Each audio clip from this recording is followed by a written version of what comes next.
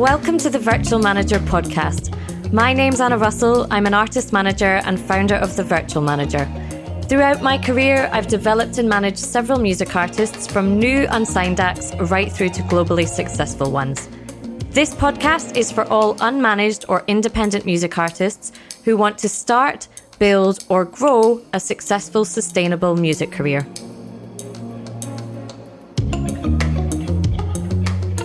I've called this episode 3 Social Media Tactics to Leave in 2019, but that's actually misleading. These aren't tactics, they're very bad habits, and I wish there wasn't a need for this episode, but they're habits I see far too many music artists using to their own detriment. Social media can be an incredible tool for marketing and promoting your music. However, it would be wrong to think of or approach social media thinking that this is its primary function. Instead, think of social media as engagement platforms that allow you to connect and converse with listeners, fans, your peers, and colleagues from within the music industry. You're interacting with humans, so you should be human and sincere when using social media. That shifts, or should shift, the way you think about and use social media as a music artist, and may expose some of what you are doing on social media as very bad habits indeed. At best, these are not good or effective tactics, and I use that word very loosely here as there's nothing strategic about them. And as such, they're a waste of your time. At worst, they can actually disadvantage you as an artist, preventing you from building an authentic connection with fans and irritating the people you're most trying to impress. As an artist manager, I've got to say, whenever I see music artists using these tactics, it suggests to me that they're an artist who isn't committed to or serious about their music career. And the artist must know that too, right? For the most part, we all know when we're trying to take shortcuts, don't we? The time spent utilising these tactics is time that could be much better spent learning what best practice for social media looks like for music artists. So let's get on to the 3 social media tactics that I think should be left in 2019. Number 1, using bots. So what do I mean by this? I'm talking about the practice of music artists using bots to automatically and somewhat randomly post comments on people's Instagram posts. Or my personal least favourite, and something that I've seen happening more and more over the last couple of weeks, are the bots that answer the question stickers on Instagram. So that's when I might throw out a question on my Instagram stories asking you guys something, and I get lots and lots of generic replies back from bots that have actually nothing to do with the original question I posted. So what's wrong with using bots? Well, first of all, bots are done to simulate engagement. However, it has the exact opposite effect, not least because it's so obvious that it's been posted by a bot and not a real person. The responses are robotic and so often nonsensical, so as to be totally irrelevant to the post or conversation it's posted in. So you can spot right away that a bot's posted it, can't you? We all know when we see those posts. Bots responding is the absolute antithesis of what social media was designed to do, which is to connect humans and allow them to interact over shared interest. The effect of when you see a bot posting is really jarring and mildly annoying to whomever's post you are posting on. And also remember that behind every social media account is a person, and so your interactions should be as human as possible. Plus, using bots exposes you to everyone who sees the bot's responses. It's lazy and frankly, it's pointless as a tactic. This second social media tactic that I think should be left in 2019 is either direct messaging or private messaging links to your music.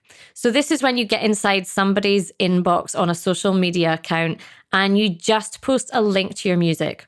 No conversation, no niceties, just literally a link, no explanation, no context. It's you posting a link to your Spotify account or your new single or your music video or even your website in someone's inbox. Worse, often these links are sent day after day, so the recipient has an inbox full of the same link, all coming from one artist. So what's wrong with this? Now, regardless of which platform you do this on, it's spamming, pure and simple. And which response will spamming have? At best, your messages will be ignored, and at worst, you'll be blocked and blacklisted as an artist never to pay attention to in future. It's actually quite a rude thing to do, to be spamming and filling up somebody's inbox with a link where you haven't actually even tried to instigate a conversation, you haven't introduced yourself, and you're not mindful of the fact that another human is receiving this barrage of messages. Remember that something that would be poor social etiquette in the real world is very likely to equal poor social media etiquette as well. With this aside, though, what is it you're actually trying to achieve by sending links to your music to someone over social media? Do you want them to listen? Is there a specific question you want to ask them? Are they someone whose work and opinion you respect, and so therefore you'd like their opinion on the music? If so, say so. Take the time to research the recipient and send them a personal message alongside a link to your music. Appeal to them on a human level and in a respectful manner, and it's far more likely that they'll listen and possibly respond to your request. Again, not doing this is lazy at best and is a waste of your own time. Also, as an artist manager, rightly or wrongly, I receive a lot of messages like this, and it tends to directly communicate to me that you're an artist who is not taking their music career seriously. Think about if that's the first impression you want to make on one of your peers or somebody working in the music industry. The answer is probably not. Finally, on this point, remember that if you are reaching out to people you don't know out of the blue, you are not owed a response. But with the right message, the recipient is far more likely to make the time to respond.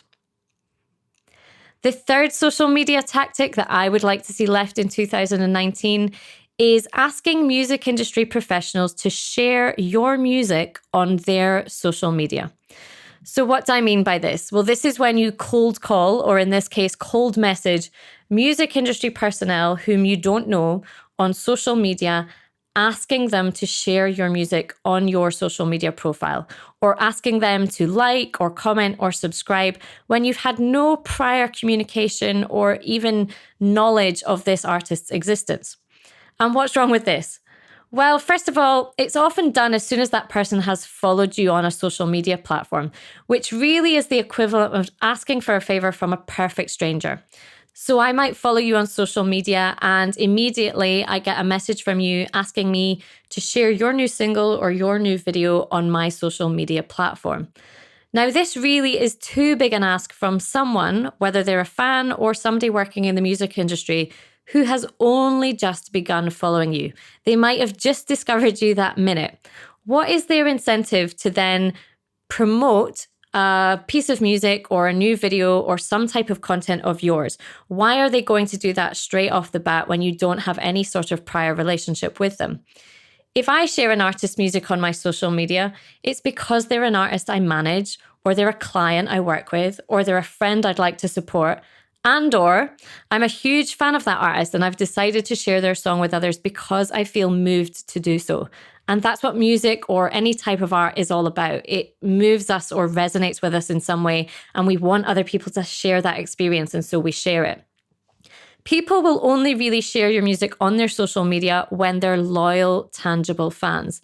Therefore, if you want to ask people to share your music on social media, you're best to reserve this request for people that are on your mailing list. So approach your subscribers and ask them to share your music on social media.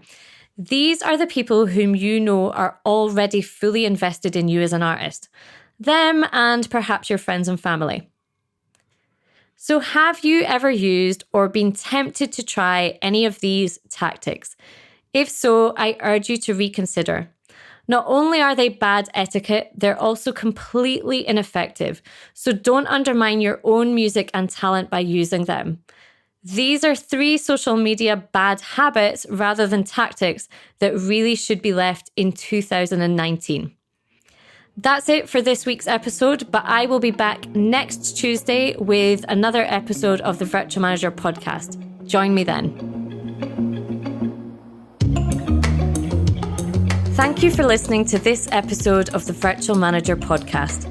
If you've found it useful, I invite you to check out the Virtual Manager membership site. The Virtual Manager is an essential resource for independent music artists who want to start, build, or grow a successful, sustainable music career. It ensures that you have the foundations of that music career in place, then helps you to build on those to achieve your music career goals. With monthly music industry training, a library of tools and resources, A&R feedback on your music, access to live Q&As with me, plus an active, supportive community of like-minded artists, the Virtual Manager is the perfect place to be for any unmanaged or independent artist. The Virtual Manager relaunches very shortly, so to get early bird access at the lowest membership price, join the waiting list now at thevirtualmanager.co.uk. Finally, please take a minute to review and subscribe to this podcast. It helps more independent music artists to find us.